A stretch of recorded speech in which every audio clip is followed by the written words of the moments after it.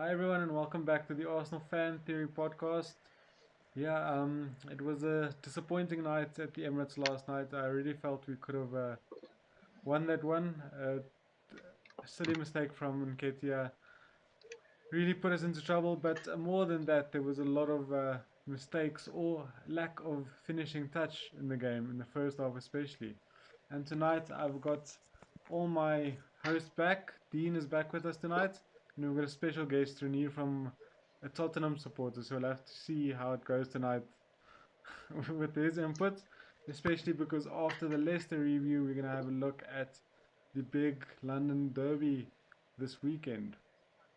All right, let's jump into the Leicester review. Dean, obviously, let's take the positives out of this game. I think there were loads of positives. I think the first half we truly dominated. If we took our chances, we should have been 4-0, 3-0 up, and then we would have been out of touch, out of reach. We should have put the game to bed. Unfortunately, we didn't.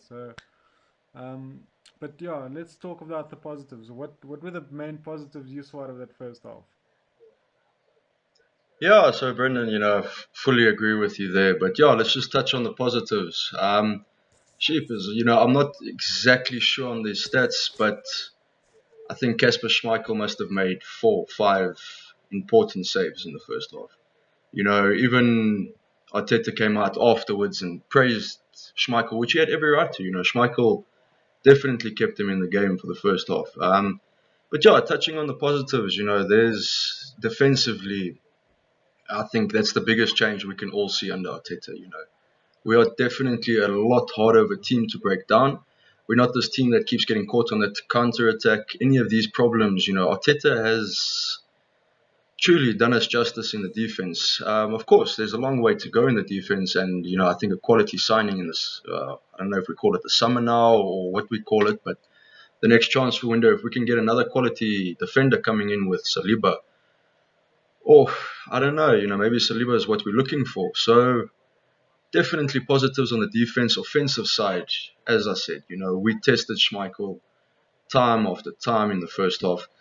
And, considering the conditions, I don't know if you guys saw how quick that ball was sliding, especially a touch. Maybe the slide sometimes, because it was a bit waterlogged in some, not waterlogged, but it was raining. And sometimes the ball would, die in certain spots. But if it comes off the boot and these kind of things, it comes sliding off your boot. So as you saw, the Oaks touches were a bit heavy. Hmm. But, considering that we tested Schmeichel so much in the first half under those conditions, I think these are great positives to take out of the game. Mike, Dean mentioning Schmeichel obviously kept them in the game, but Lacazette also had a few key chances that he didn't really capitalize on. Especially, I feel that header you should have done a bit better with. But I also see he's come under a lot of criticism. I think which is he got this shot on target. He played well. He linked up the play well. I think yes, he needs to take his chances, but overall I think he had an excellent game when he was on the pitch. Mm. Yeah, definitely, Brennan. I agree with you. Yes, he didn't get the goal, but I feel last night was more like the Lacazette of old that we saw. I feel he had a really good game. There was a few chances he could have put away, like you just mentioned, the header. Well, I think all that he could have done more with the header is maybe with the pace off the pitch, he could have headed it into the ground. Maybe try and get it past Michael. I Um, agree. but but I disagree a bit with that. We didn't have our shooting boots on too much because the Schmeichel did keep them in the game a lot. Yeah, there were chances that we should have put away that we messed up a little bit, but yes, I felt Schmeichel had a few top saves in that game. In the space of 60 seconds, he had a really good save off of Lacazette, and 60 seconds later he saved Bellerin as well. I think both of those could have been goals easily on any other night. Yeah, I think those are really top class saves. I think the Lacazette chance was absolutely top save. I think most keepers wouldn't have kept that out. And well, I'm gonna jump over to Renier. First of all, Renier, thank you and welcome to the Arsenal Fan Theory podcast. Thanks for joining us.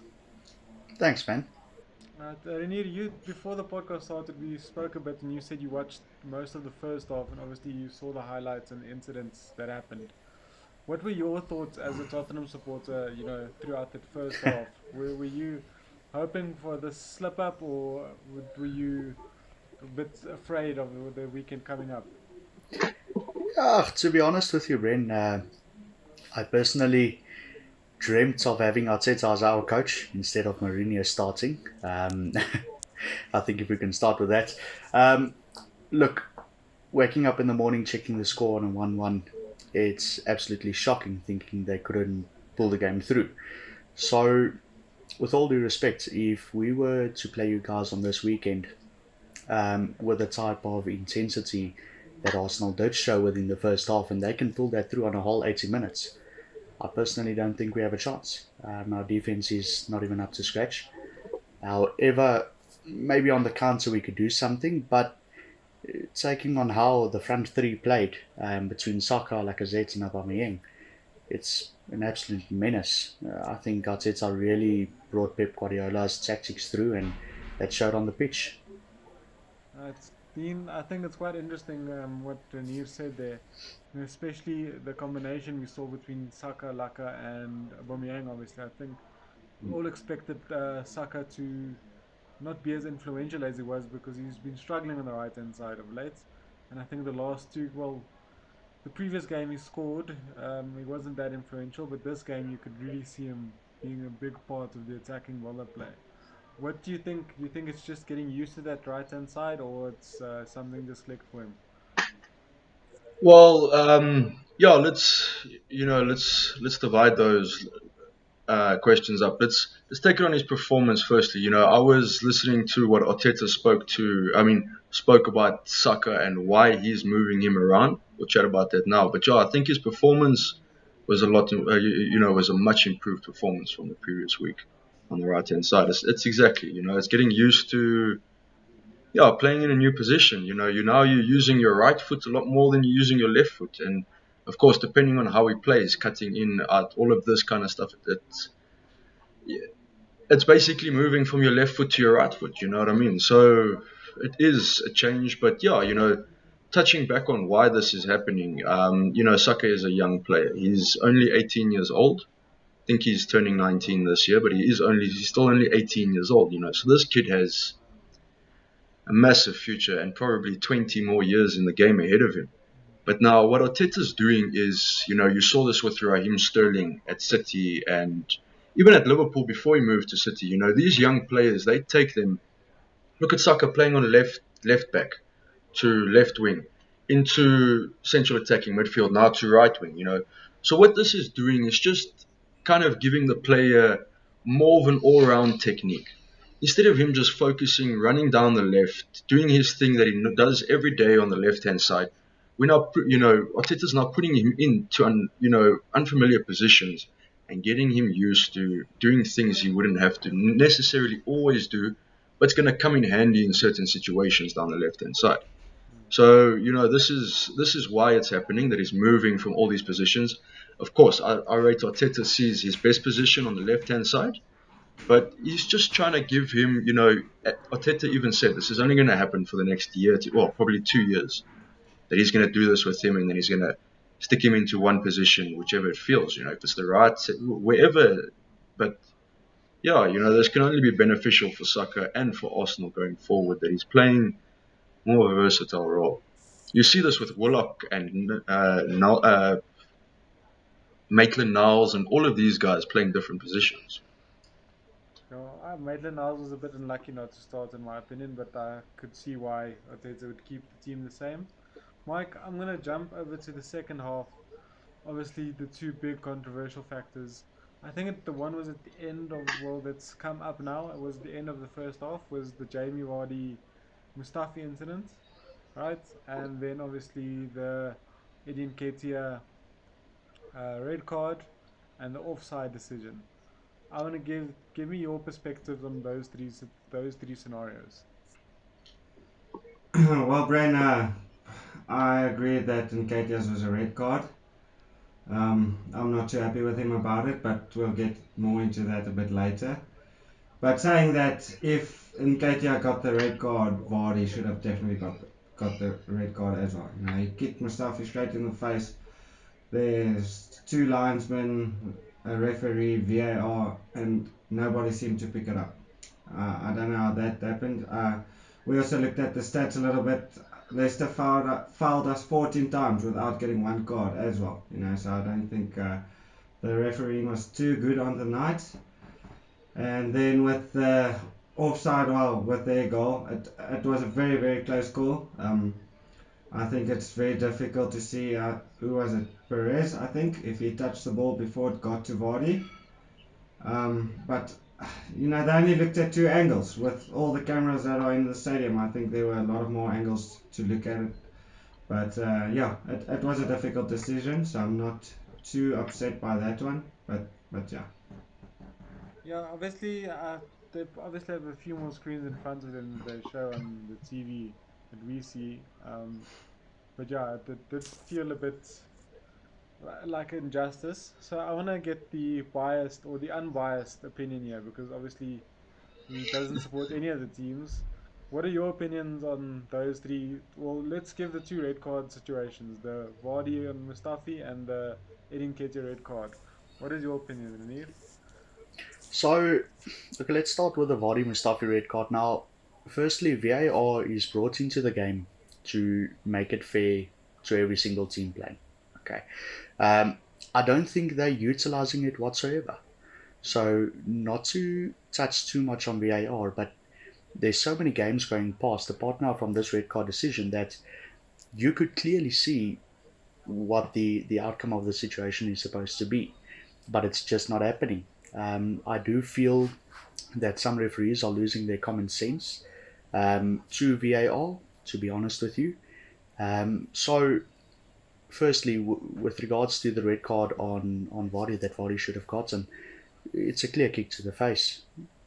In my books, you should send him off, to be honest. Even though I wouldn't support Arsenal on it, but it is what it is.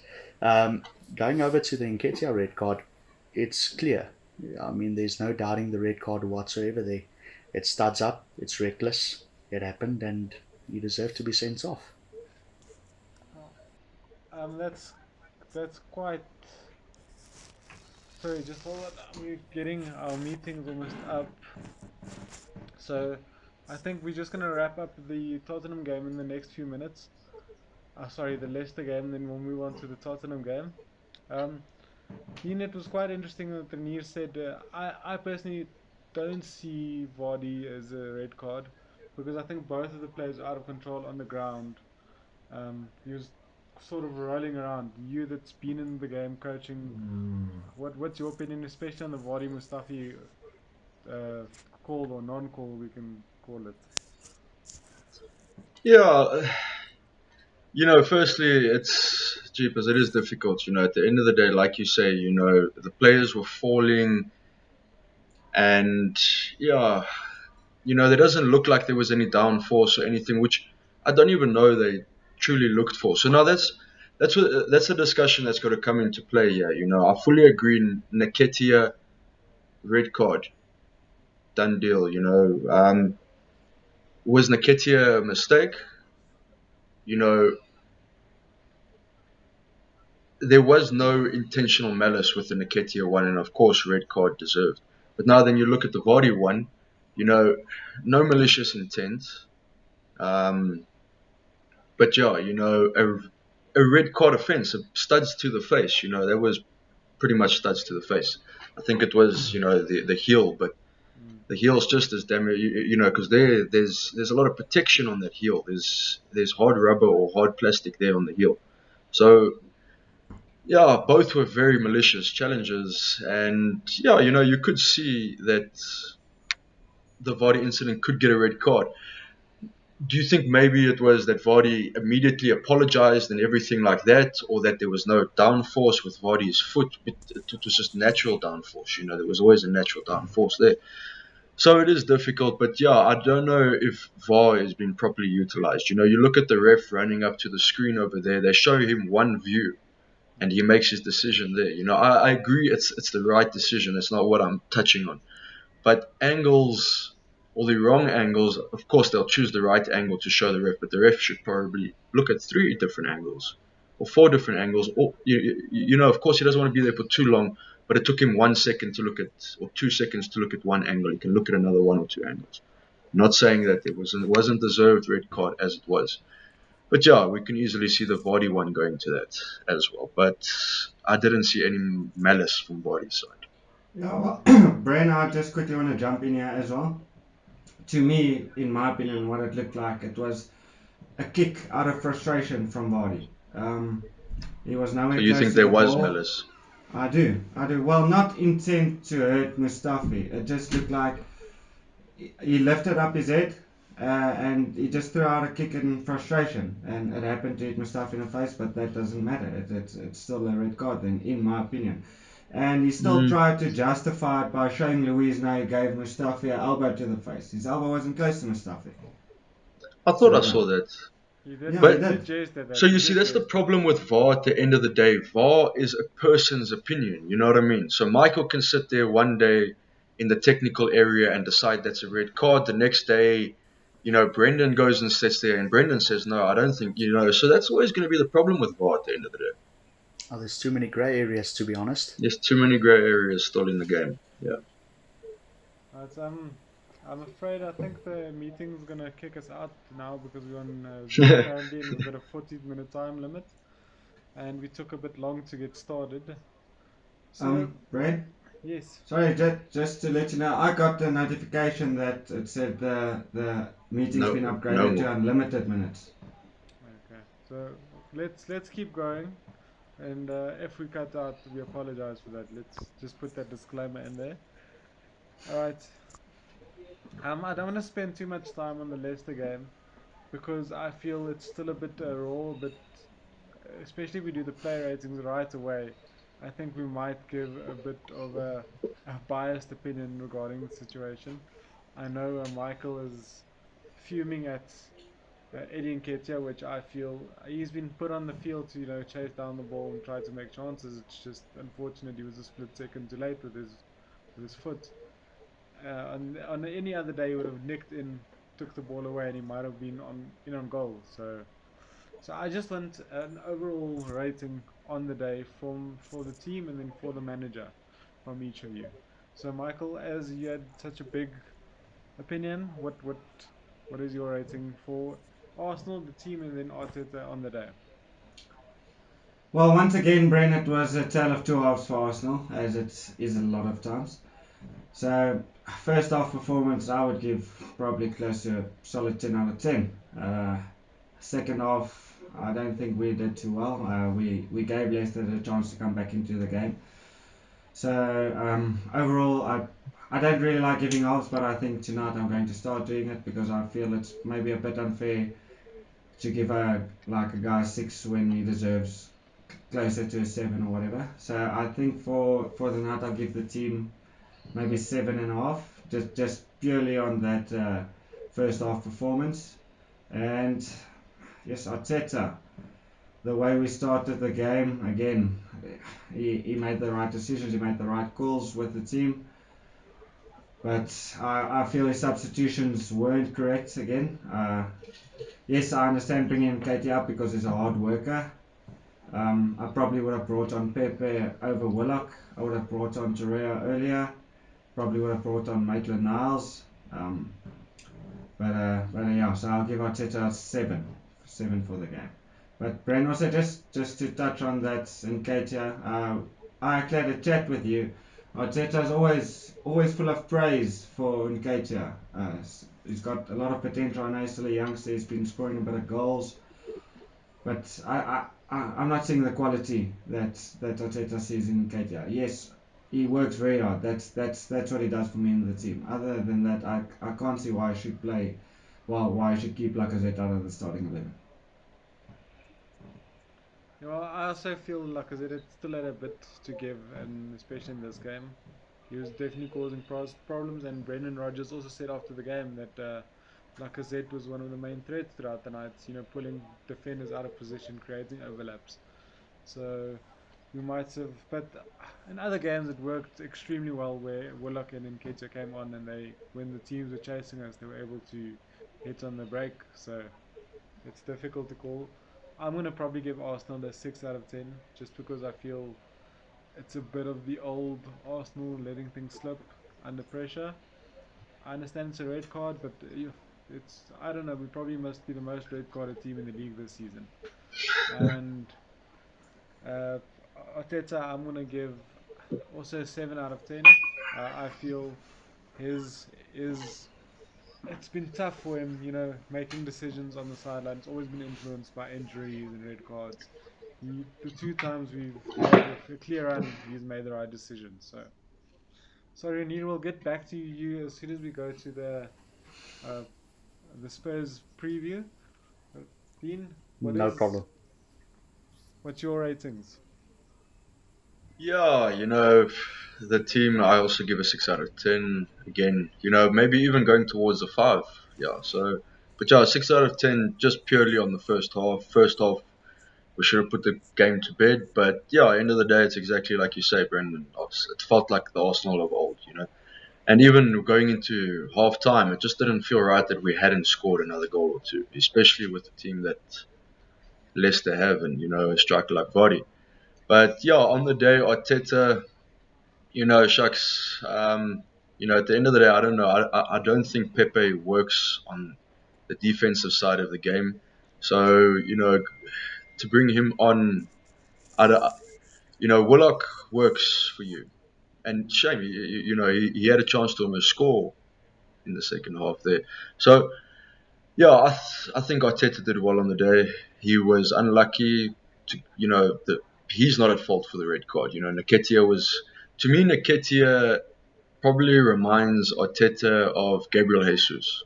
He does exactly what Gabriel Jesus does. Runs all day long and runs after any ball, just like Vardy, to be honest. You know what I mean? That's a very similar player to Vardy. But yeah, we're going a bit off topic. So yeah, for Arteta, I give it 8 out of 10. I think it's honestly a brilliant day from him. He's changing the team, and unfortunately, yeah, a player which it's difficult to blame the player exactly. If he got a touch on the ball, we would be talking about a 2-3-0 game. So it's very difficult. These are the moments where games change. It could have changed in our favour, but unfortunately it changed in Leicester's favour. And we'd be talking of a different performance, a different ratings for everybody. Probably 10 out of 10 for Arteta and an 8 out of 10 for Arsenal. Yeah, I just want to But unfortunately, it went their way. one honorable mention I want to make is Dennis Ceballos. I think his first Yeah. half performance was immense, and I'm one of the first people to jump on his back if he just passes the ball sideways. I just think I needed to throw it in there. All right, so let's Brent, yes. maybe as well, Dennis Abbas is your man of the match. Obviously, well, by the sound of it, I just want to give mine as well. Dennis Abbas had a great game, definitely up there. Saka again, I think he had a wonderful game. He'd be up there as well. But I feel like every time we would have the chat of man of the match since the restart, I think Tierney's always been in the chat. So that's actually why I wanted to bring it up. I just wanted to bring up a little bit of praise for Tierney again. I think he had another wonderful performance. Yeah, I think Tierney is always going to be up Yeah. there. So he's always going to be part of the conversation. He's definitely turning into one of the well, a very key player in this Arsenal squad. Right. So See, let's look see, the thing forward. is foot. Sorry. Sorry, Dean. No, you No, I was can just carry saying, on. no, just the way football's progressing over the last, if you go back 10 years and you look at now, Yeah. it's, and even more so the 10 years before and 10 years and all of that, but it's going more physical and physical each and every year. And these Yeah. players that run their socks off, yes, technically and all of that, that's brilliant, but they've got to run their socks off as well. That's why there's problems with players like Ozil and such. Mm, that's true. Well, we Yeah, can sorry. take that That's thought just my little two into cents. the Tottenham game as well because I think it's a very key point. I think as we're seeing in the Tottenham squad, there might be a few players that are a bit luxury players that they need to get rid of. So let's go to the Tottenham game now, Renier. You guys are playing Bournemouth tomorrow, and that would put you back in 1 point of the Arsenal, which I think is a big thing. Look, let's be very clear. I think Arsenal and Tottenham finishing above each other is it's one of the first things you look at when you look at the league positions, league tables. So currently you are sitting ninth, but I believe you probably should pull it through against Bournemouth, which means this game this weekend is going to be a very big, important game. What are your predictions on the team? Do you think Mourinho is going to change things up for Arsenal, or do you think he's going to go with more of the same? So, touching on the Bournemouth game first, let me give it to you very straight as a very loyal Tottenham supporter. The majority of Spurs supporters are extremely negative at the moment with regards to our playing style. Okay, and this is purely because of the coach. So I think we were very lucky to beat Everton by an own goal. So to be honest with you, Mourinho is the type of coach where the players would. It's almost as if the players would only pitch for the game when they play a big game. Right? So when they would play a United or they would play a Chelsea or whatever the case is, suddenly you see Spurs playing massively great. But when it comes to the lower teams, we seem to drop points, and that's been the issue the whole season.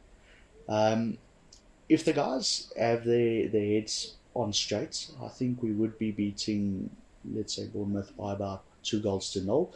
But that's if their heads are straight. And touching on my previous point with regards to the game against Arsenal over the weekend, we need to get into that game positive, which means we need to pull off a win in this one.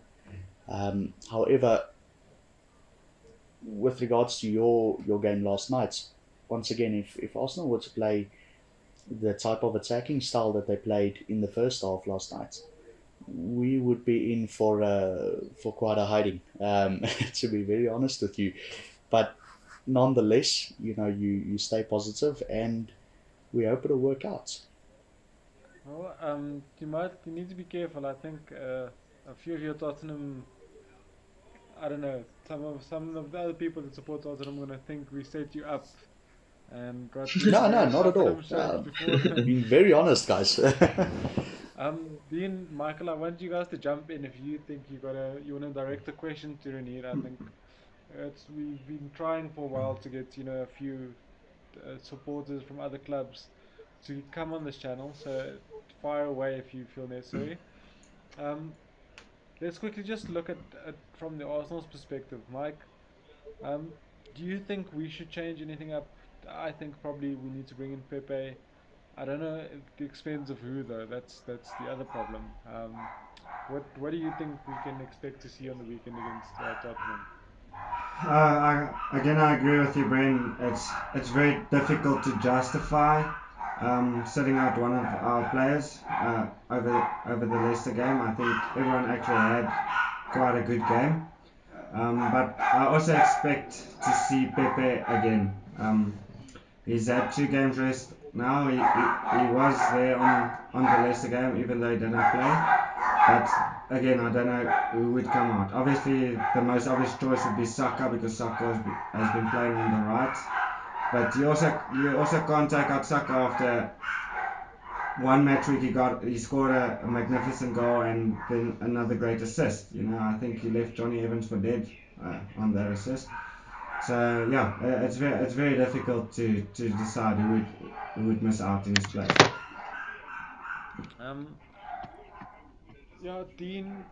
Sorry, the the Lacazette situation. Obviously, I feel he played very well, but now we're gonna have to rely on him for the next, let's say, 3 games if the red card doesn't get overturned. Um, but he's had a knack of stepping up in these games. Do you think Arteta might think of switching it up and put Oba down the middle, or do you think he's gonna keep Laka there in the middle? Well, yeah, that's what, touching actually on both what you and Michael said, separately, you know, exactly how can you drop Saka, after the two individual performances he's had in the last 2 games. Then Laka, of course, performing but not doing what the striker's job is at the end of the day. Of course, all the other jobs on the side of that, but the main job of scoring is what he's not doing. Then, yeah, of course, Uber, who's starting to hit a bit of form now. Maybe that's the best option, stick Uber through the middle.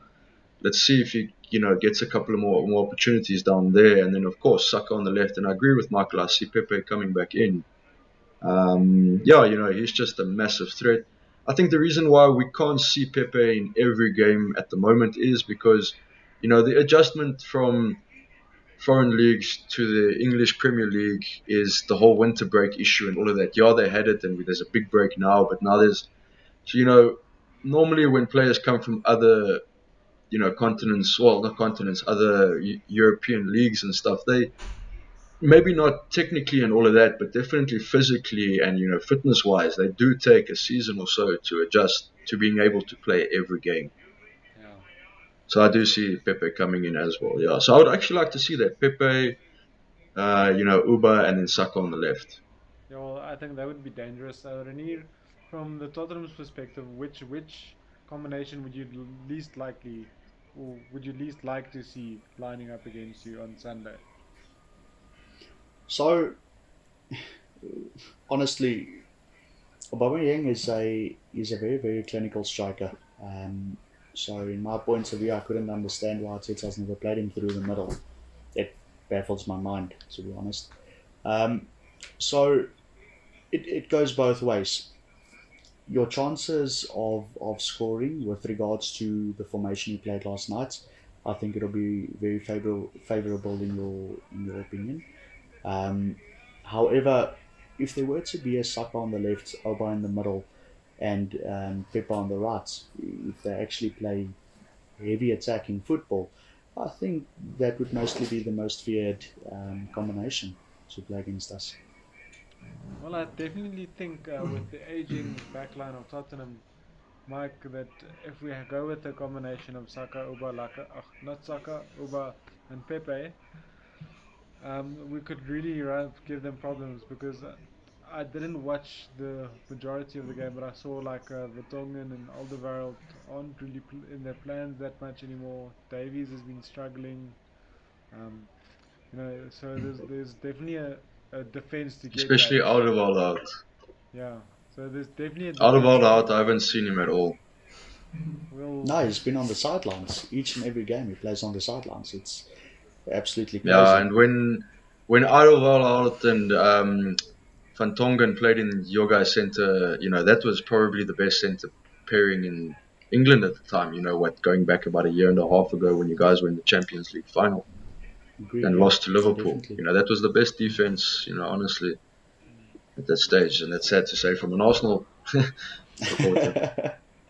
yeah. Well, Yeah, well, But look, yeah, Ray, they passed their time, yeah. uh, it would obviously cause the Tottenham defence a lot of problems if we decide to play with the pace, because I know Pepe, Saka, and Alba together would bring a lot of pace, bring a lot of attacking threat. It looks like Mourinho has been favouring Dyer at centre back, which also won't be available for the weekend. It looks like he's been handed a 4-match ban. So that might throw them off a little bit, but also you have to say that Spurs definitely have the quality going forward, especially with Kane and Son coming back now. And what I've seen from Bergwijn, he looks like a quality player as well. So they can cause us just as many problems as that we can cause them. So I actually want to point a question to Reinier. Well, two questions. Do you see a future for Kane at the club, or do you think he's going to look to move on? And what's the front three you would like to play against us? So, firstly, with regards to Kane's future, I had a similar conversation with a mate of mine. So, the issue that we are sitting with is Spurs are not bringing in any trophies at the moment. Likewise to Arsenal, just saying. Um, Nonetheless, so we're not bringing in any trophies at the moment. But with the coach that we've got reigning at the moment, I do not see trophies in the foreseeable future. To be very honest, so as long as Mourinho is there and the players keep on being as negative as they are, I do think Kane will leave, and along with Kane, it'll be Son, and we'll probably lose Lucas Moura. and Dele Alli as well. And that is basically 80% of the best talent that we have in our squad. So if if Mourinho by some miracle can get his team to actually stay positive, and actually get them to play the type of football that he used to have his Porto team play, 10, 15 years ago, then you'd see a brilliant Spurs team and Kane would stay. So I would not see that being an issue. But once again, it comes down to what the feel in the camp is going to be, if it's going to be positive or negative. And I think that's what it's going to come down to. With regards to the front three that I would love to see playing against you guys, I'd say Bergwijn on the right. I really do love Kane in the middle. Obviously, he's a poacher, clinical finisher, is a very, very good striker. And, you can always change a game around. If you look at your left wing, Son, there's no one else to take his time, or well, to take his place. The issue that we have at the moment is the depth in terms of that front three is not a lot because we have no backup striker. We play Lucas Moura in there. So if Kane gets injured again, we've got to put him on. He's not a bad striker, but he's not an out-and-out striker. So definitely Son, Kane, and Bergwijn on the right. Oh. On that, I think we can go look at a few key battles that are going to take place in the game. And I personally believe that Son is the key player we need to look after on Sunday. Kane is very lethal in his clinical, but it seems like he's just lost that bit of pace, or that maybe he's also coming back from a long injury, so that might be the case. But I definitely feel that we need to restrict Son on that right hand side. So I think we might see Cedric Suarez coming back in, you know, to combat Son on that side, because it looks like Arteta rates him as the more defensively sound uh, right back at the club at the moment. Any Yeah, well, other? Bren, Yeah. I definitely agree. Son's a real danger player. He's big, big part of the attack. He creates a lot. He loves to dribble past players. He loves having the ball at his feet and attacking. So I agree with you. Cedric might start again in Bellerin's place, but you could also that could also justify Pepe not starting because it doesn't work as hard defensively as maybe Reece Nelson would, or even Saka. But it also might say that Maitland-Niles might start because the one game we have seen Maitland-Niles and Pepe start together, their combination play, it looks like they linked up really well. It looks like a really good fit, those two. So yeah, but obviously on our side, the one player, well, I would say Pepe because he's been looking good after the restart, but I'm not sure if he's going to start. So obviously our danger player is going to be Aubameyang. Dean, what's your shout for the key battle to look out for on Sunday? Yeah, you know, we can point at, exactly like Michael's saying there, where Pepper's not the hardest worker and probably Lake is a much harder worker defensively than Aubameyang. But I don't want to, I don't want to see us set up that way. I really want to see us, I think we're gaining more and more confidence in the defense. So I think, we should start putting a bit more confidence in our team in general and go a bit more attacking. So yeah, I do see exactly that. On the Tottenham side, the key battle with an Arsenal player would be Son, and yeah, probably right. It's so difficult. Bellerin's got the heritage and the whole Arsenal blood basically and everything. But yeah, Cedric is probably the more defensively sound player. And his crosses have been spoken about. So yeah, I see that being a key battle. And then again, yeah, depending on who starts, but let's say, let's go with the attacking trio that we were speaking of, the Pepe and the Uber and Saka on the left. I definitely see that whole three being the key battle because they're not just going to run up and down like, those three are going to move. Pepe maybe will hold up, but you're going to see Laka and Saka, Uber and Saka intertwining as they've been doing through the season. So, we never know what's going to come up. Maybe they keep Yes, but that's the key battle that I see. I see our front three being the key battle against Tottenham. We have to put them under pressure and put our chances to bed this time. Yeah, well, I just quickly want to touch on Bellerin. I think it's someone we didn't speak about in the Leicester review. I think he really also stepped up in comparison to his previous games. He really did Mm. go up a gear. So big kudos to him. Reinier, what do you see as the key battle? Where's the game going to be won or lost on Sunday? I don't know, guys. I'm going to differ with you a bit with regards to the key battle on the wings. It's obviously going to be a good battle, but I think the game would be won in the midfield. It's going to depend on whose midfield is going to be who's going to be stronger with regards to the attack, and who's going to be more sound in the defense. But definitely in the midfield, if you look at two specific players, um, I, I'm a big Lucas Torreira fan. Even though I'm not an Arsenal supporter, I loved it when he came over to you guys. I thought it was a great buy for you guys. But I do think Torreira is a great sound player. He's got great passes that he puts in. But nonetheless, Ceballos is obviously going to start for you guys, so it'll probably be between Ceballos and Lacalso. So the player between the two of them who's going to put in the pinpoint passes for their strikers, because both teams have great strikers lined up. So it's going to be in the midfield. It's going to be what player is going to be switched on, and what player is going to get that specific pass to go through, as Ceballos did last night as well, with a goal that they scored. So that's my personal opinion.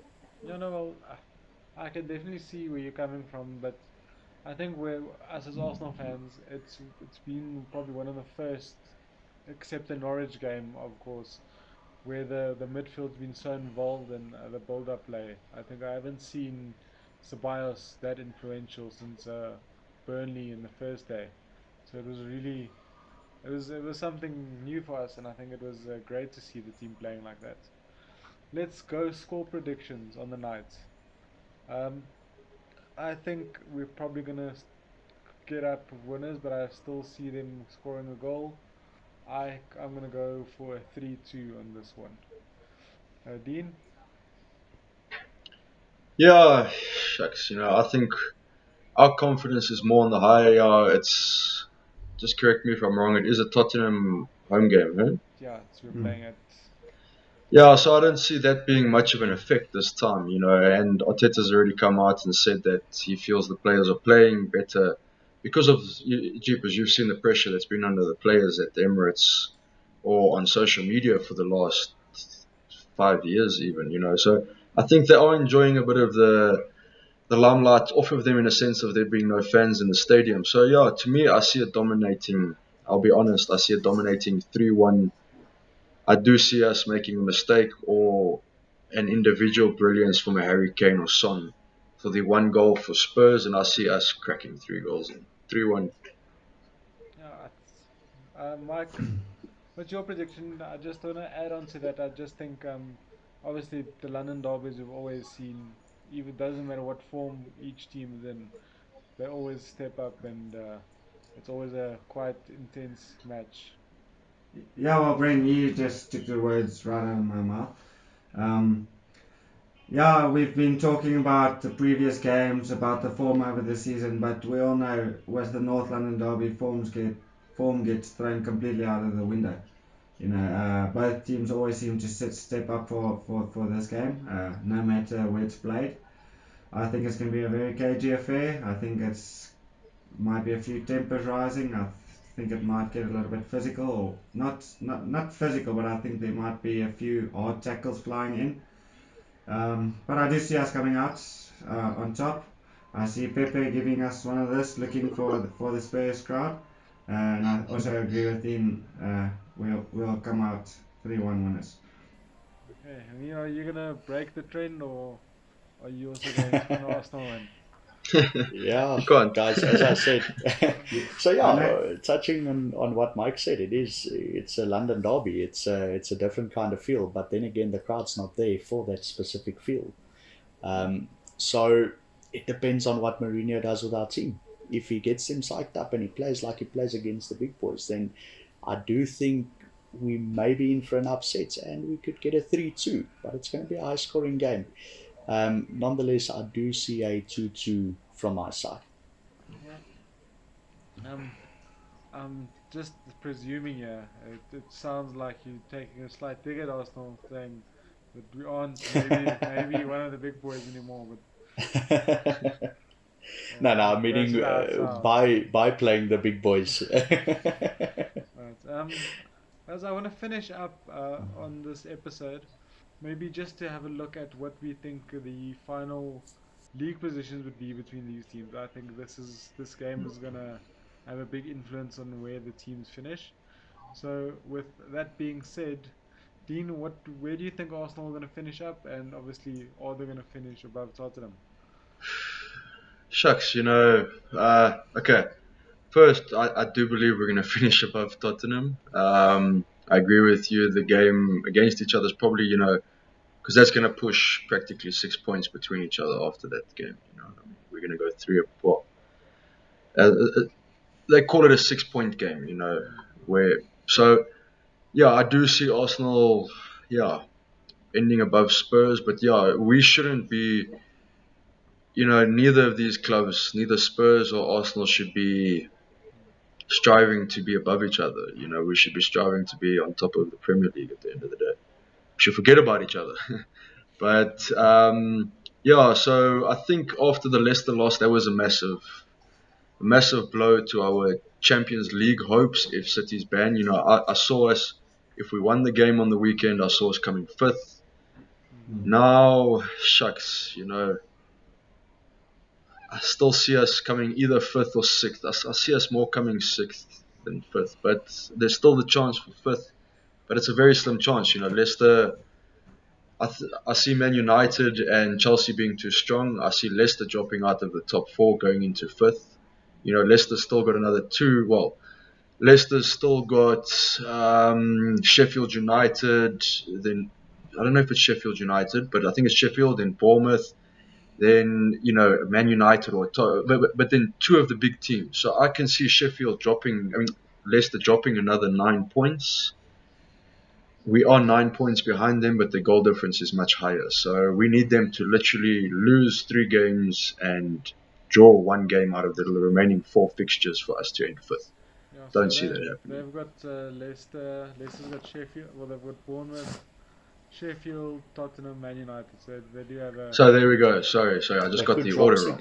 Yeah, so No, they could lose all 4 of those games, don't get me wrong, but we should have been one of those games that they lost. We could have closed the gap now by it would have been 6 points. So all we needed them to do was actually lose 2 more games and draw another one out of those 4, which was very possible. Tottenham and United. There's the 2 losses and a draw either against Bournemouth fighting for relegation or Sheffield in the same position as in that Europe fight. So it's still possible, but I see us ending 6th there. Mike? Yeah, well, Bren, I just wanted to mention, I think between yourself and Dean, I think you could have played my part in the episode tonight because you guys keep stealing the words out of my mouth. Sorry, Mike. I agree with Dean. I think for us to have had a chance at Champions League or 5th place, we would have to beat Leicester last night. So I don't see us ending up in 5th, to be honest. So I very well think we would end up 6th and 7th, Arsenal obviously being 6th place.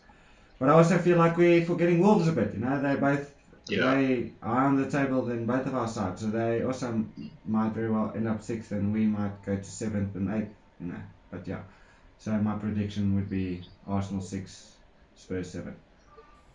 Reinier?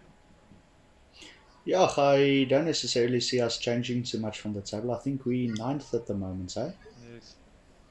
So, could go 8, maybe 7 if we do win our remaining games. But otherwise, I'd see a 9. So, it would be a probable congratulations to Arsenal for the first time in 3 years. So unfortunately, they will be celebrated once again. Yeah, before those 3 years, it was something like 30 or 25 years. So let's hope that stays the same. But yeah, it's I also believe we're probably gonna end up 6th. I just felt we had a bit of momentum going. We could have made a late push for that fifth spot. I just feel the teams have just got a bit too much of a gap at the moment. All right, guys. Anything else you guys want to chat about? Anything else you want to preview for the game specifically? Well, not anything I want to preview really. I wanna thank Reinier for joining us tonight. It was obviously his first time on the show, and it was 3 Arsenal fans against 1 Spurs fan. So I think he was a lot nicer than he normally would have been. So I think next time he won't be so nice. Thanks for having me, guys. I appreciate it. Thanks for joining us tonight, Reinier. Yeah, it It was was a good really fun. good chat, and like Michael said, I think he took the words out of my mouth, ending of the podcast. So Listen, shout out anybody else watching that wants to join in. Send us give us a shout out in the comments. Send us a DM. We're more than welcome to have as you can see, supporters from any club on the podcast with us. So we'll hope to see you all soon. Cheers. Thanks, guys. Cheers.